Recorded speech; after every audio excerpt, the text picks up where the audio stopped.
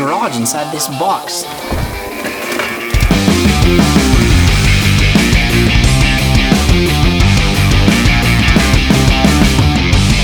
Welcome back to Tekin Builds. Ty Campbell from Tekin Racing here. Thank you very much for watching. We've got another brand new build on deck. We're gonna build an Element RC based rig. Finally, I've been wanting to put this truck together for at least a year. Now I finally got the time, the tools, and the parts to be able to tackle this build. So we're starting out with an Element Enduro builder's kit. So what is a builder's kit? Well, it's for builders. So if you don't like building, then... So the builder's kit comes with the chassis, the axles, the transmission, everything you need for a solid foundation for whatever you want to build.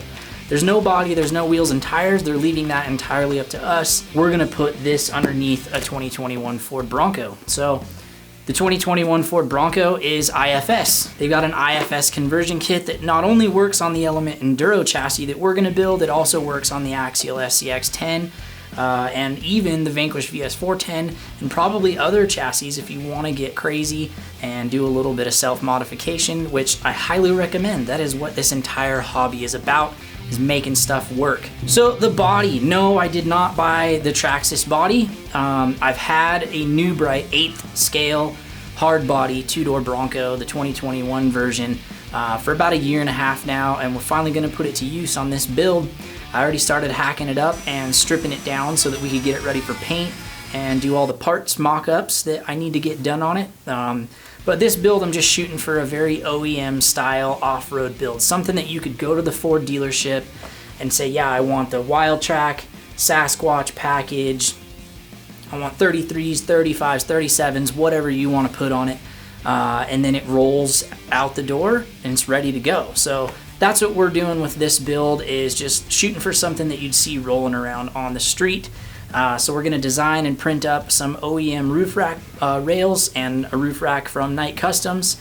I've got some other 3D printed parts that we'll get into later for the IFS to give us more ground clearance. Of course, it's going to be Tekin powered. The real question is, brushed or brushless? Summer is approaching quickly, and me sitting here doing a lot of this is a lot less wrenching that's getting done right now. So let's hit the workshop and get this build going.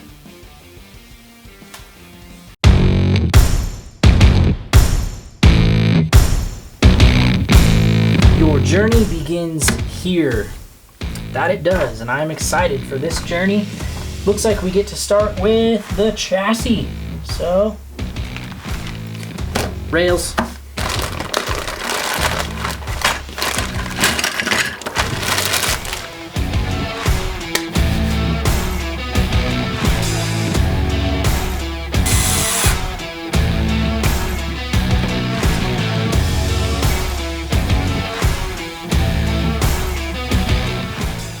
It's a panhard mount in the way.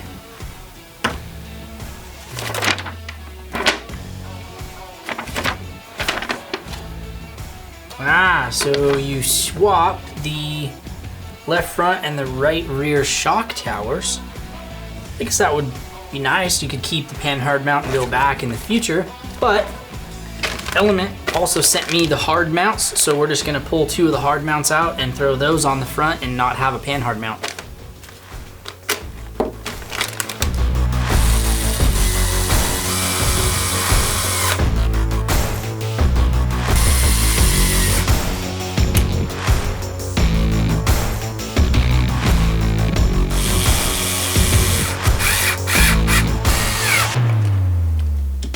So basic frames put together. I cheated and already had the IFS built. I built that actually a couple of weeks ago because I wanted to check it out and see what the track width and everything was gonna be like.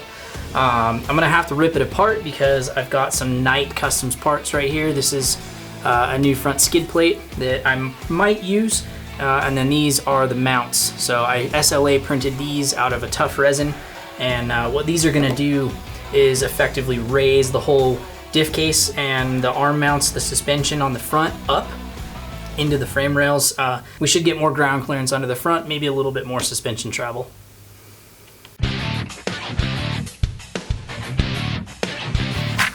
Stealth X gearbox. Optional gearbox builds on page 24.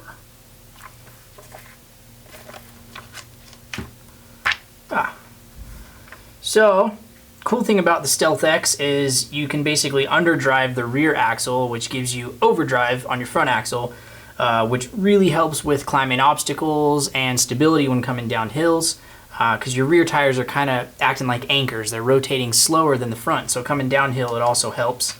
I just want to build this in stock configuration, and it looks like they give you options to do 2753 and 2654. So 2654, that should underdrive the rear even more. So we've got an option if we need more overdrive for the front, but let's do 2753 and we'll see how that works. Definitely pleased to see machined hardened gears in this transmission. There is no plastic in here. This is all metal, so it should be pretty stout. I gotta say, these are some beefy gears, Element. You guys did your homework, and I think these machined steel guys are gonna work out really nice.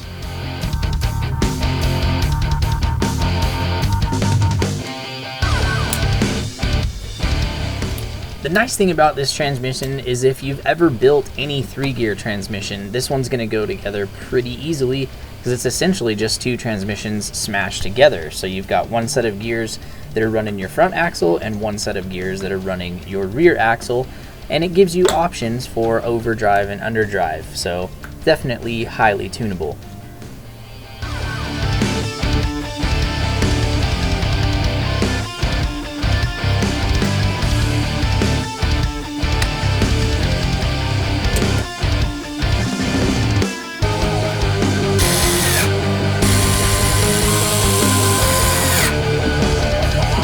Only upgrade I opted for on this transmission were the factory team aluminum slipper plates. Now this doesn't have a slipper, these just lock into the spur gear and eliminate it, but it gives you the option to run a slipper if you want to get some pads and throw a spring on here.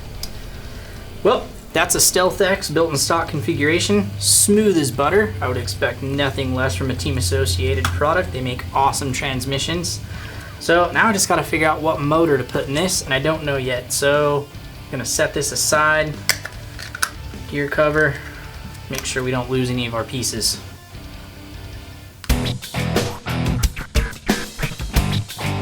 Now it's time to put the rear axle together. This is just a standard solid rear axle design, and the only thing we're going to change is we're gonna get rid of this sintered ring locker assembly. This is a one piece. This is what comes in the kit.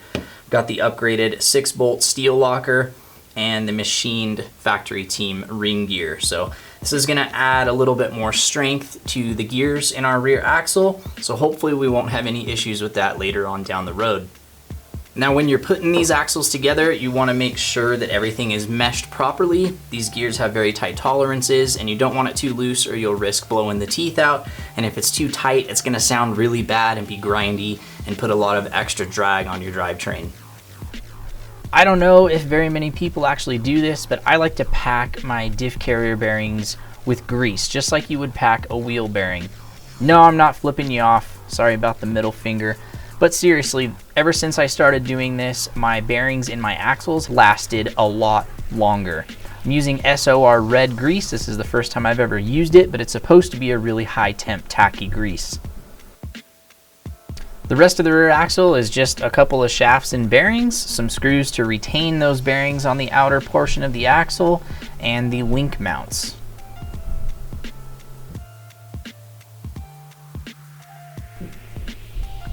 My only gripe about this whole axle would probably be the plastic wheel hexes. Plastic does not belong here. It might work for a little bit, but I've stripped more of these out than I can count back in the day. So it looks like I'm gonna hop onto the Vanquish website and get myself some clamping aluminum hexes. Okay, so that's the Element rear axle. It's done. Feels nice and smooth. Loosening up these 4 diff case screws definitely helped with some of the notchiness I was feeling. I think I had them too tight. It looks like now I just got to clip the burrs off of this guy from the injection molding process, and it'll be ready to go on the truck.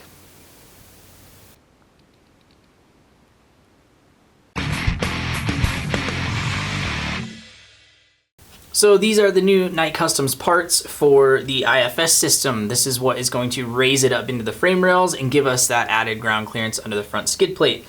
So we've got these two brackets right here. These are what's going to raise the bracket system for the IFS up, and then this is the skid plate. And I haven't cleaned this one up yet. I'm actually just getting ready to do that. You can see that this one was SLA printed on our Form 3, so it's got all of this extra support material that we need to cut away. And once I have it all cut away, we can clean it up here and there with a file where there's any little burrs or any pieces left from these, and then throw it in our cure box for an hour. That'll give us full strength out of this tough resin. All right, scary part is now over. We didn't break this thing, so that's awesome. Now I'm going to clean it up a little bit with this file just to get rid of some of these little burrs and stuff on the edges. We'll cure it, and then we'll decide whether or not we're going to paint it.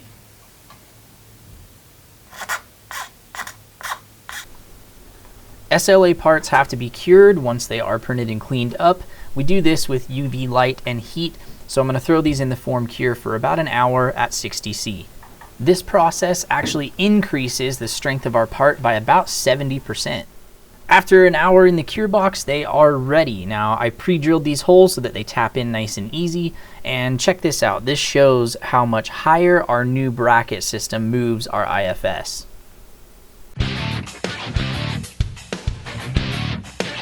So here's all of our links. I also have factory team high clearance links that we're going to put to good use in the back end.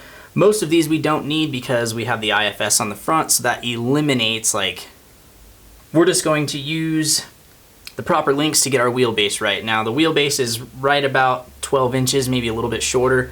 Element's got parts to make an 11.8-inch wheelbase. We just need to build 100mm lower links and 96mm upper links for the back end, and that'll set our wheelbase just about perfect for our Bronco. So I'm just going to measure the links real quick to make sure we have the right ones. We needed 96 for the upper links.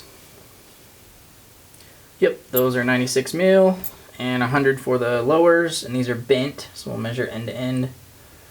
100mm, 100mm. So these are perfect. These should give us that 11.8-inch wheelbase.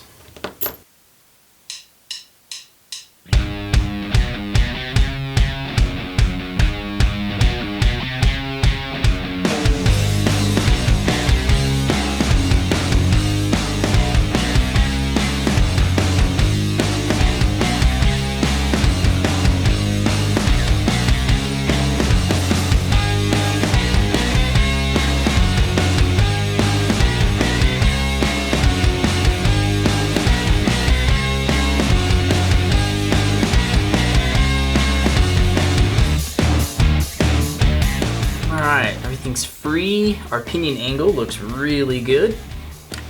Gotta say, these link ends were probably the easiest I've ever had to assemble. These just threaded right on and only took a little bit of assembly grease. I could literally thread these on by hand.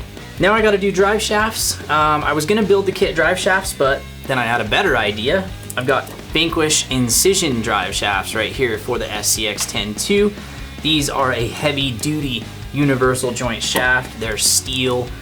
So we're going to put these in our Element, and these do work. They are for the Axial SCX-10 and the SCX-10-2 RTR, but they fit perfectly in the Element Enduro as well.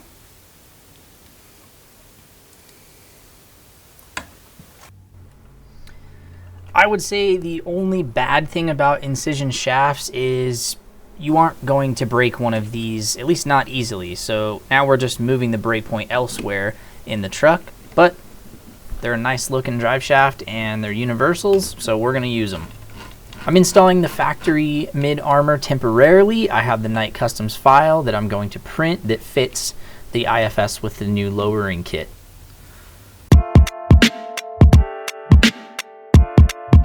I'm really not about to bore you guys with assembling shocks. It's very simple. Pretty much all shocks go together the same way. I hate E-clips, but we'll deal with it because these shocks are incredibly smooth when they're fully assembled, and I really think that these are probably one of the best shocks on the market. And from Team Associated, being a race car company, they know a thing or two about shocks. Shocks are something that I think are really overlooked in the crawler side of things, especially in the scale world. They're way more important than people think they are, and matching spring rate with oil is also very important so that you can get the right kind of performance out of your rig. All too often I see guys online complaining that their rig doesn't side hill or it doesn't climb right, and most of the time it's just due to a poor shock setup.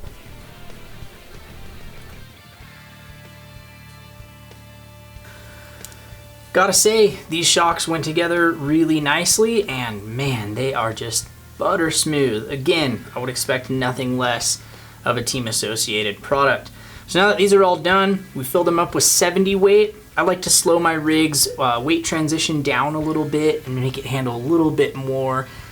I wouldn't say on the stiff side, but it just slows everything down. I kind of like it to be sluggish. I don't want the body flopping back and forth. So 70 weight in these guys, we're gonna see. Might have to change it depending on what the official running weight of the truck is when it's done, but we will cross that bridge when we get to it. So now that these are done, let's get them on this truck so we can get some wheels and tires under it.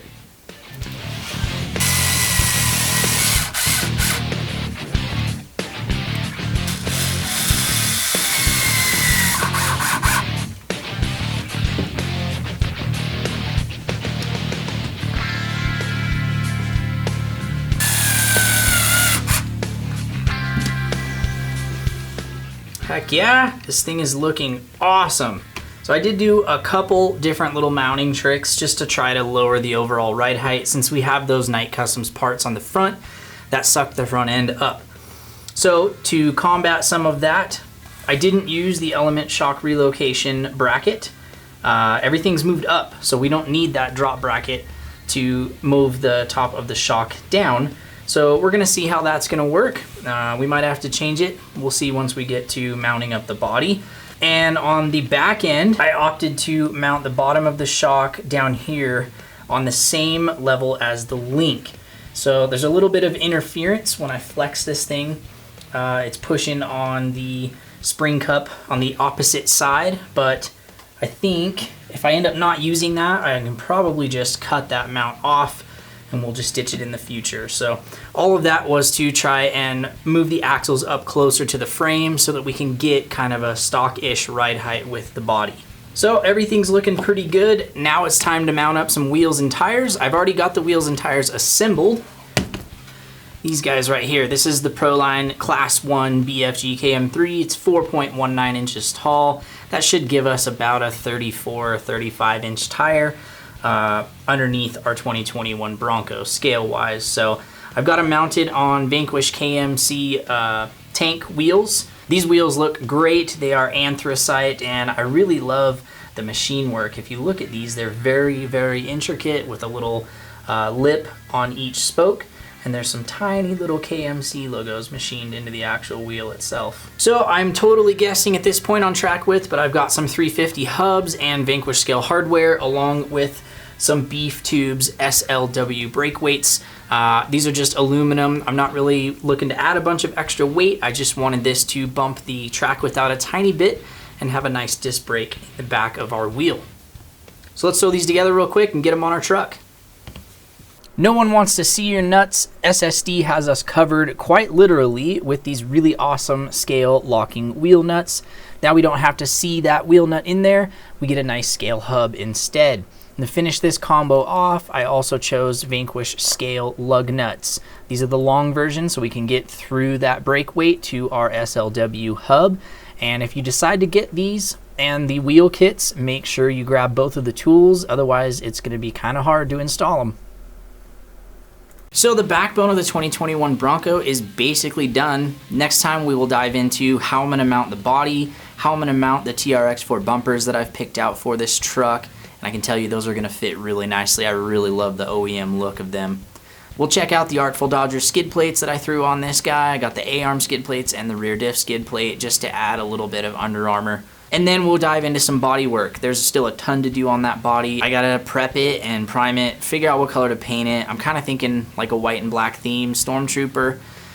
We gotta put some clear windows and an interior in. And I've also got a really cool light kit that I found online that's actually for the Traxxas, but I think with some modification it's going to work really well in the new bright body. So I hope everyone is enjoying the build so far. I know I am. Everything is coming together so smoothly. I'm really digging the overall factory look that we've got going on with this Bronco, and we'll see you next time. We'll dive into some more work on it.